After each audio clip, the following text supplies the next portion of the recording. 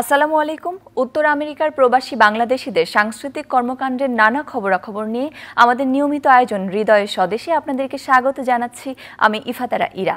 আজ যে আয়োজনের খবর আমি আপনাদেরকে জানাবো তা হলো বর্ণিল আয়োজনে কিশোরগঞ্জ ডিস্ট্রিক্ট অ্যাসোসিয়েশন নর্থ আমেরিকার নবনির্বাচিত কমিটি 2024-2026 অভিষেক, ঈদ পুনর্মিলনী ও বাংলা নববর্ষ উদযাপন করে উডসাইডের গুলশান টেরেস মিলনায়তনে।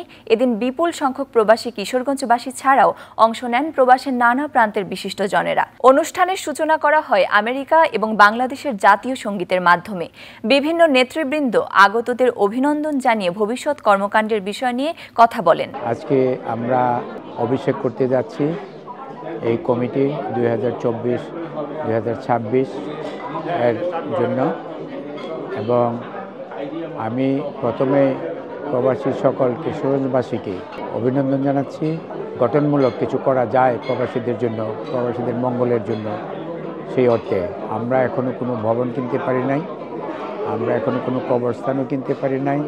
এগুলো আমাদেরকে খুব পীড়িত করে সর্বদাই, এবং আমাদের যারা লোকজন বিপদগ্রস্ত থাকে তাদেরকে সাহায্য সহযোগিতা করার জন্য, যাদের চাকরি নাই বাকরি নাই, যাদের ট্রেনিং লাগবে বিনা পয়সায় ট্রেনিং দিয়ে আমরা চেষ্টা করব তাদেরকে প্রোভাইড করতে।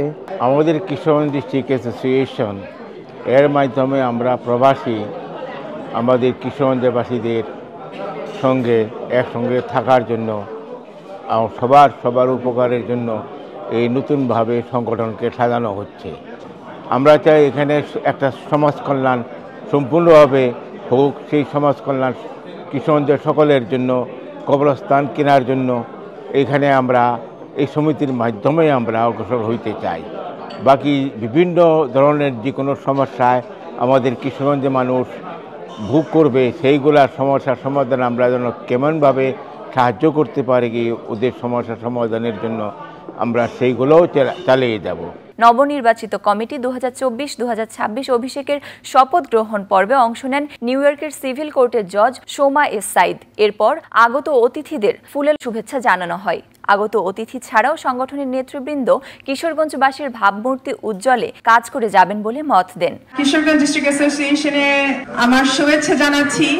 আপনারা সবাই এই শনিবার রাত্রে এই কষ্ট করে সবাই এসেছেন আর এই অর্গানাইজেশনকে খুব সাকসেস করছেন।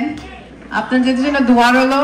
আমরা নিউ ইয়র্ক সিটিতে একটি 501c সংগঠন, যেটা এই সিটির কিশোরগঞ্জবাসী কল্যাণে কাজ করব। মহিলাদের উন্নয়ন, যুব উন্নয়ন এবং পরবর্তী প্রজন্মদের শিক্ষা ও কালচার সম্পর্কে অবহিত করব, এবং কিশোরগঞ্জবাসীর মূর্তি উন্নয়ন উজ্জ্বল করব।